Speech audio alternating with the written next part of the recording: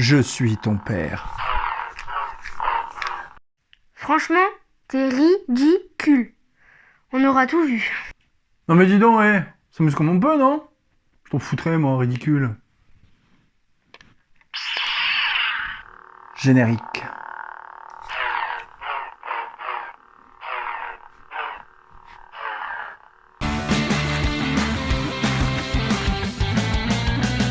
Bonjour et bienvenue dans les comics de Fred, je suis ravi de vous retrouver pour cette nouvelle vidéo. C'est la dernière vidéo de l'année 2023. Mais rassure-toi, je reviens en 2024. Zut, flûte, cacaboudin. Et pour cette dernière vidéo, je voulais vous parler d'un roman graphique absolument génial.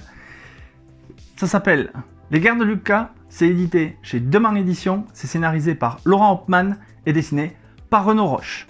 Scénaristiquement parlant, Laurent Hauptmann, il a écrit un scénario scrupuleusement fidèle à la réalité historique, dans lequel il relate la confection tumultueuse du premier space opéra de tous les temps, à savoir la Guerre des Étoiles. Au fil du scénario, on va découvrir que George Lucas était un enfant rebelle.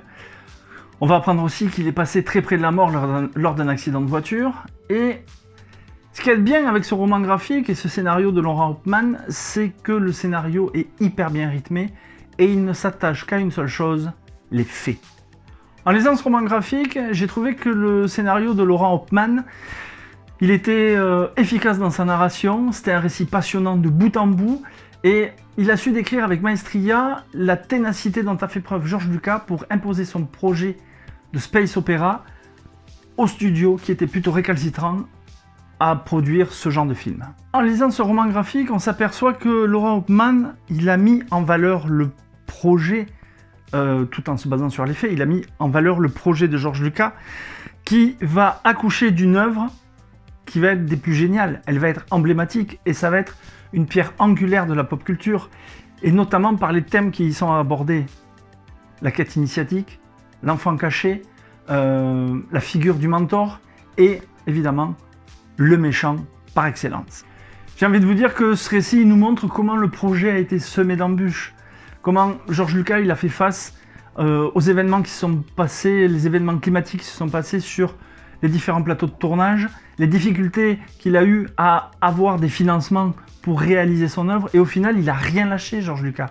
Il n'a rien lâché puisqu'il a livré l'œuvre qu'il avait imaginée pour le plus grand plaisir des spectateurs. Concernant les dessins, on va s'attarder quelques secondes sur la couverture qui, je dois vous l'avouer, est magnifique. J'ai craqué en la voyant. Évidemment, mon libraire, Fred, du Comptoir du Rêve, me l'a conseillé. Je l'aurais acheté de toute façon, parce que je suis un grand fan de Star Wars. Mais je me dis qu'en voyant cette couverture, on voit que George Lucas, il admire le travail qu'il a accompli pour ce premier épisode, enfin l'épisode 4 de la première trilogie.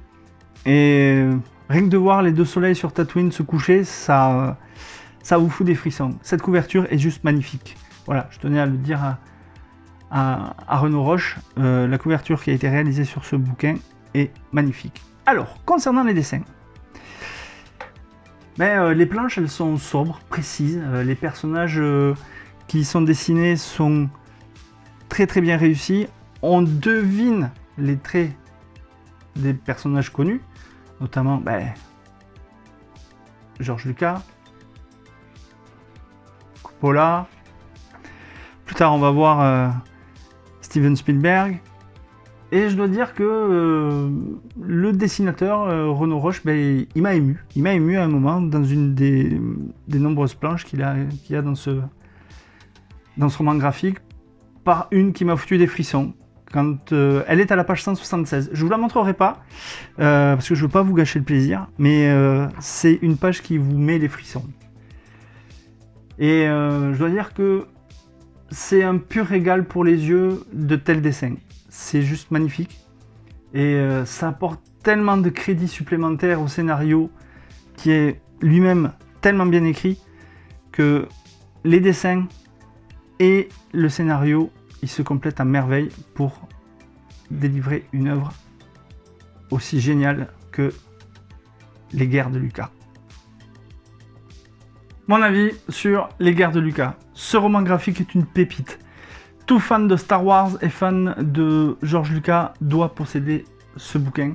C'est juste hyper bien écrit, hyper bien dessiné, et en plus, si on n'a qu'une chose à retenir sur ce bouquin-là, c'est qu'il ne faut rien lâcher, et être obstiné comme l'a été George Lucas pour amener son projet à la conclusion que l'on connaît, à savoir le plus bel space opéra que le cinéma ait porté.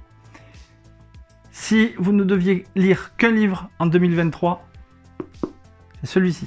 Voilà, cette vidéo est maintenant terminée. J'espère que ça vous a plu, que ça vous a donné envie de lire Les Guerres de Lucas. Dites-moi dans les commentaires si vous l'avez lu, ce que vous en avez pensé. Et je serai ravi d'échanger avec vous. Et pour cette dernière vidéo de l'année 2023, je voulais vous souhaiter un très très bon réveillon de Noël et évidemment du premier de l'an. On se retrouve très vite en 2024 avec des surprises, d'autres vidéos. En attendant, prenez soin de vous, lisez des BD, des comics et surtout, que la force soit avec vous. Ciao ciao!